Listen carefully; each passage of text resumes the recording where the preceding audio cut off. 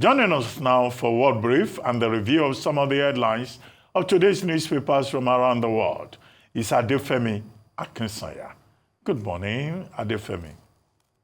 Good morning, Dr. Reuben. Good morning to you. Good morning to you, Ayo. Good morning. And good morning, Vimbai. Good morning, Adefemi. Today, it's a very, very historic day in the United Kingdom, I have to tell you. So, today, Rachel Reeves will deliver her first budget as Chancellor of the Exchequer, becoming the first woman in British history to do so. In a few short moments, we should see her emerging and setting out to the steps outside number 11 Downing Street, holding that iconic red budget box. And so we will be able to, thereafter, to go into a bit more detail into what her budget is expected to entail. But that being said, I mean, there's no prizes for guessing what is going to be high on the agenda with this budget. If we take a look at this graphic, these are a few things we're expecting. So firstly, we are expecting definitely tax rises, expected to include employer national insurance as well as inheritance tax. We're also expected to see a new government debt rules. Now, these are self-governing rules which allow the UK government to be able to allow them to essentially borrow more money. Again, removing any type of barriers from them doing so currently. And then also, something that's been welcomed by many people in the United Kingdom is a higher minimum wage. Definitely something that many people are expecting, being that reports have already come out earlier this week alluding to a higher minimum wage in the United Kingdom. And then, of course, there is money to rebuild schools in England specifically, and also money to pay for new equipment for the NHS, such as scanners and radiotherapy machines. So again, we're still very eager to listen to what this first budget is going to entail. I know yesterday we discussed at length the plans that are supposed to be coming off the back of them. Definitely higher taxes, more contributions here, more money going to the National Health Service. So we will be keeping an eye on that. Let us move on to the US elections. We are now less than a week away until election day. November 5th, which is next Tuesday, is the day the United States will go to the ballots officially. But one thing I do want to discuss is now the candidates, the two leading candidates, Kamala Harris and Donald Trump, are starting to wrap up their campaigns, and they're trying to do so in memorable ways. Kamala Harris, for example, she spoke in DC at the very same location that Donald Trump had delivered his January 6th infamous speech. So what she did doing that was trying to remind the people how important democracy is and how poignant this moment is, this location is. So it will be interesting to see whether or not that will translate into the votes that she needs to get, not only get the popular vote, but more specifically, most importantly, get the Electoral College on her side, get to those 270 votes. Now, moving on to Donald Trump, he also spoke yesterday. He spoke in Pennsylvania. Pennsylvania, as we've said many times in our coverage, is extremely significant. Whomever is going to win this election must take Pennsylvania. So that is why you're seeing both candidates, especially Trump, just in the early hours, focusing again his campaign speeches there. And funnily enough, he did actually on stage talk about how there is love for Puerto Rico. He says, we love Puerto Rico.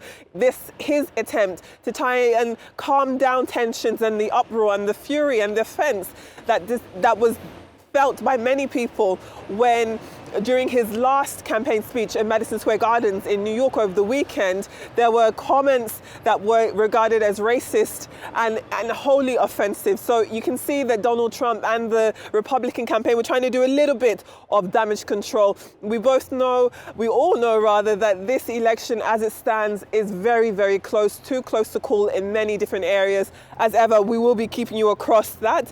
And then some more information. Now, I did mention about how Kamala Harris spoke in DC and the ties that had to the January 6th insurrection and the speeches that took place that day. But one important bit of information that's come out is that the person who attacked Nancy Pelosi's husband, his name is David DePape. He is the person who broke into the home of the former Speaker of the House, Nancy Pelosi, and attacked her husband with a hammer. His injuries were so extensive that he stayed in hospital for 6 days. Well, that person has been sentenced to life in prison without the possibility of parole. You'll remember that he was also charged and convicted earlier with federal crimes, related to kidnapping, trespassing, and taking advantage of an elderly person. And for those crimes, he also received a sentence of 30 years to be served concurrently. So essentially his life sentence and this 30-year sentence will be served at the same time. But from what we're hearing, the fact that there's no possibility of parole is unlikely that David Ibrahim will be released from prison. And then staying with elections, moving on to the African continent now, Botswana will be going to the polls today. It is going to be quite a significant election. President Mokgweetsi Masisi will find out if his ruling BDP party will be able to extend their already nearly 60 years. It's 58 years the BDP has been in power in Botswana, and it will be interesting to see whether or not they'll be able to extend that. President Masisi is looking for a second and final term, and it does seem as though he is positioning himself in the place to be able to hold on to power, not just for him personally to be able to secure that second term, but indeed to keep the BDP in power. Ayo, very interested to hear your thoughts on these stories before we go to the newspapers. All right, thank you very much, Adefemi. I'll start off on the African continent, Botswana, the southern African country, small, but shall I say mighty, especially with regards to their GDP per capita, yes. 2.5 million in terms of population, but being able to sustain that as a result of their huge deposits of diamonds, which is second only to Russia. And so a lot of things at stake today. Like you mentioned, President Masisi's party, the Botswana Democratic Party, has been in power since independence. That's 1966. And they seem to have quite a stronghold in terms of still quite popular with the people. The way of the ballot or the way of the elections for electing a president is a parliamentary system of government whereby there are 61 seats up for grabs in the National Assembly, and then the party that has the highest number of seats in the House will then elect the president, usually the head of that party. President Masisi's biggest opposition or biggest challenger is Duma Boko of the Umbrella for Democratic Change. Now, some of the challenges that they would look to be addressing would be, number one, the reduction in the sale of diamonds over the years, meaning less revenue. As with many countries on the African continent, because of the huge deposits of diamonds, it's been just one resource in terms of revenue, biggest revenue generator in Botswana. Since April, they've announced that they've not been able to make as much sales, and so it's reduced revenues. The unemployment rate has increased about 27% to 28%. The people are a bit poorer, and there's a huge gap between the rich and the poor. And that's what the UDC are presenting as an alternative, putting more money in the hands of the people. However, political analysts have said it's still very likely that the BDP will come out as winners, but this will perhaps be the most contentious or the most challenging, elections in recent times in democracy. Yes. It's been stable since 1966, one of the most stable democracies on the African continent. So hopefully there wouldn't be any political unrest. And then very quickly to the UK, Keir Starmer has said that they're trying to avoid devastating austerity, that they had to take certain decisions because the Conservatives mismanaged the country over the last few years. Rachel Reeves, the headlines will tell just how popular her budget will be by tomorrow. We'll watch out for that one. Thank you so much, Ayo, for your analysis. Let's move on to the newspapers for today. Newspapers coming from across the world. Of course, we'll start in Nigeria with the front cover of this day. And I have to say, a lot of the Nigerian dailies are focusing on Naira for crude, the pump price. Let me take you through it all. Let's take a look at the front page of this day. And this day leads with Naira for crude and how President Tinubu promises more stability. Aliko Dangote, says his refinery has more than 500 million litres of fuel in reserve. And this is the NNPCL has again raised the pump price of petrol in Lagos and Abuja above 1,000 Naira per litre. Goodness gracious. Still on the topic of Naira for crude and the petrol price hikes, the Daily Independent newspaper and The Punch both feature pictures of President Tinubu alongside Aliko Dangote and Afreximbank President Benedict Orama.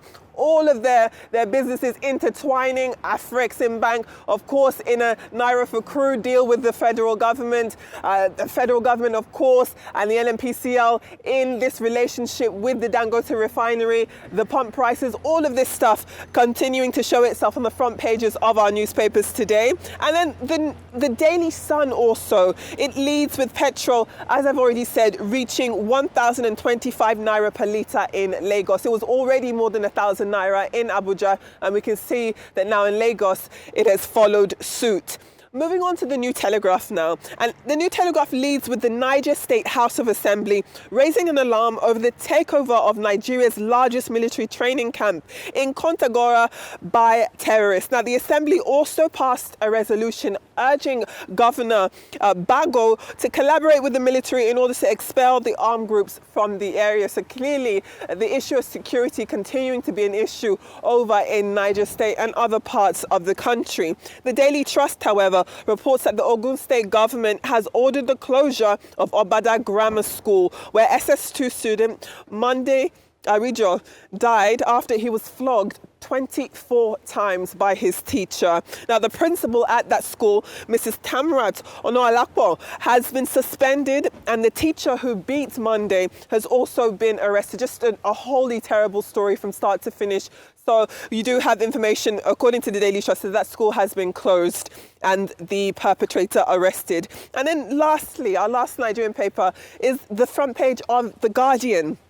Guardian leads with states' poor internally generated revenue figures and how they are fueling a fiscal and sustainable crisis, if you can call it that. Now, their analysis on the front page finds that 32 states still depend on FAAC for 55% of its revenue. So again, when we're looking at the well-being of Nigeria's pockets across the federal states, across these different states, clearly they're not in the best financial shape, and that is fueling concerns fiscally and in terms of sustainability. Let's move on to some papers from other parts of the world now. If we look at Kenya, the Daily Nation of Kenya stays with the uproar over the news that the police have been colluding with telecoms companies in order to receive call and location information used to track and eventually capture suspects. People have been complaining that this is a gross abuse of privacy and shouldn't be allowed to continue.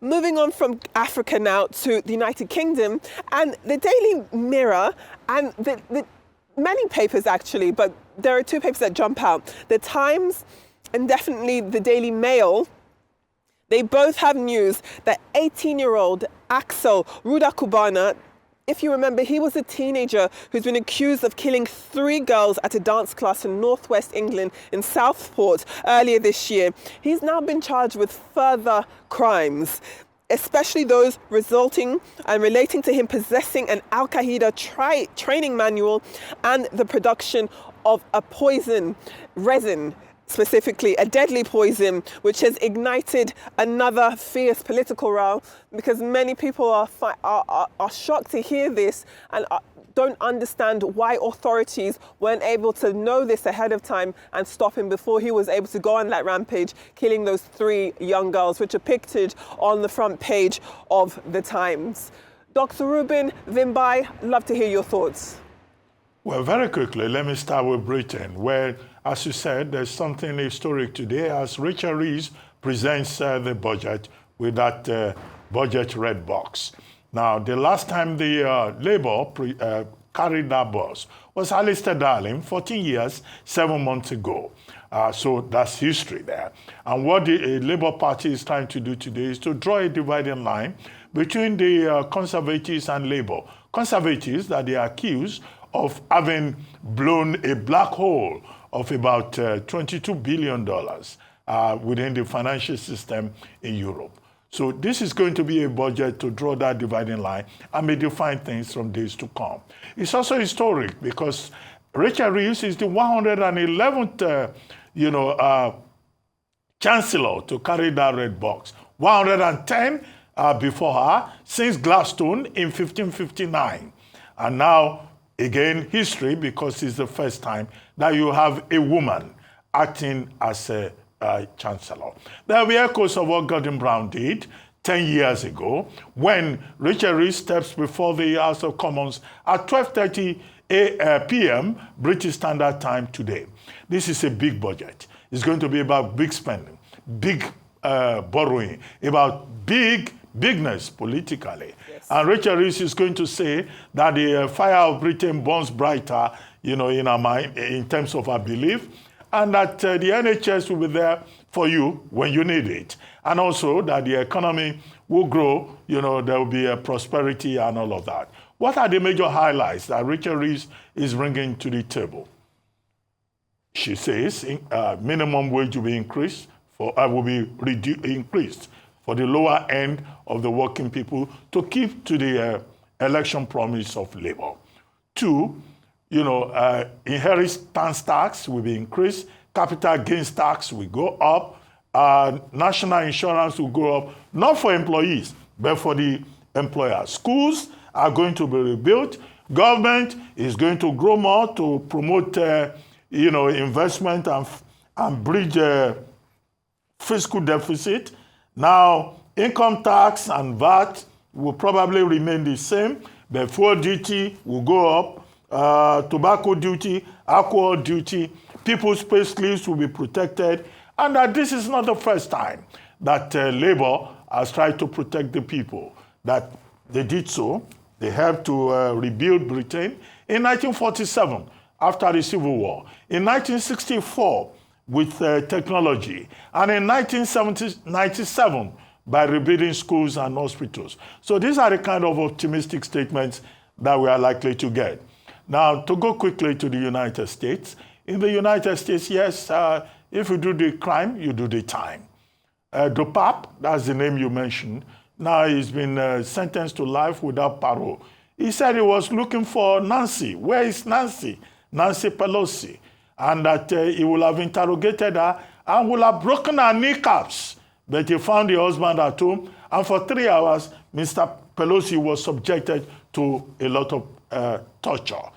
Well, both of them were holding the hammer when the security people arrived. So violence against political families obviously is not allowed. And I think that justice has been done by making sure that this man who has put that family, the Pelosi family, through pressure, trauma, has now been sentenced to life without parole. Finally, in Botswana, just to add that one of the problems they have here is unemployment. Youth unemployment is over 45%. 2, there are issues with the Khama family. Former President Ian Khama, the 4th president of that country since independence in 1966, was accused of illegal possession of firearm.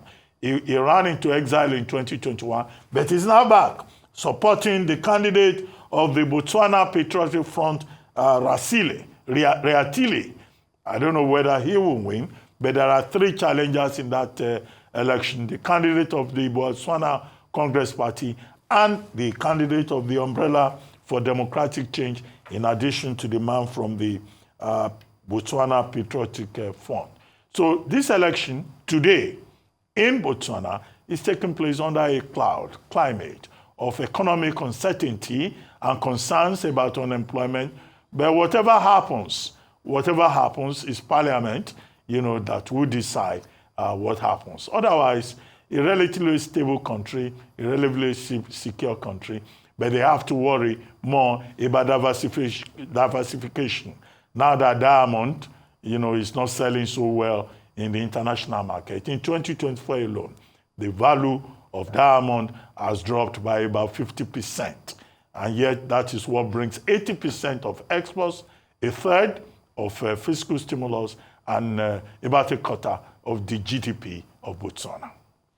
All right, very quickly, I'll summarize my thoughts. The Daily Trust, I believe, led with their main headline was around the IT glitches that are persisting in some of the banks.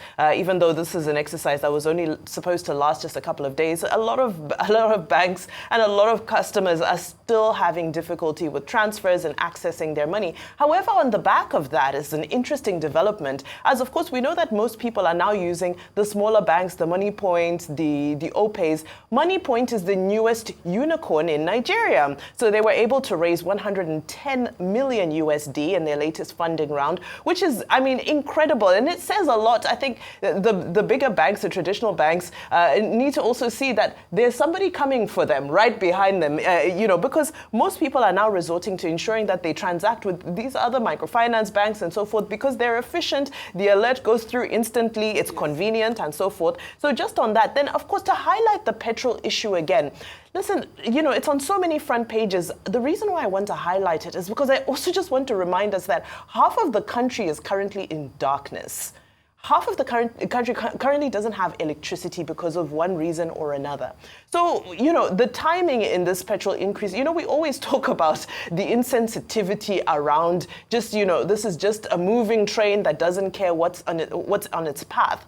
And surely there could have been a little bit of sensitivity, just a few days. We understand there's deregulation, the price must go up. But just the fact that so many small businesses, homes, hospitals are currently running on petrol generators at the moment, and then you go and increase the price when so many things are already breaking our necks in this economy is highly insensitive and unfair. And then last but certainly not least, I know we've already spoken quite a bit on Botswana, but I just want to point out the fact that so recently the president of Botswana, Mokgweetsi Masisi, decided to ban all imports of produce, agricultural produce, into Botswana. So what he did is he stopped them from importing fruits, vegetables, and so forth, particularly those that came from South Africa, and most were coming in from South Africa. So what happened, he was doing this to try and boost local production, but, the law of unintended consequences prevailed, which is that there ended up being a shortage of fruits, vegetables, you name it, in Botswana supermarkets. So a lot of people are really unhappy with him, but they do feel that, well, it's most likely that the election will be rigged anyway. So, we'll keep our eyes on that because we do love to see an African election. I hope I've been able to summarize very quickly. Thank you so much for everything, Adefemi.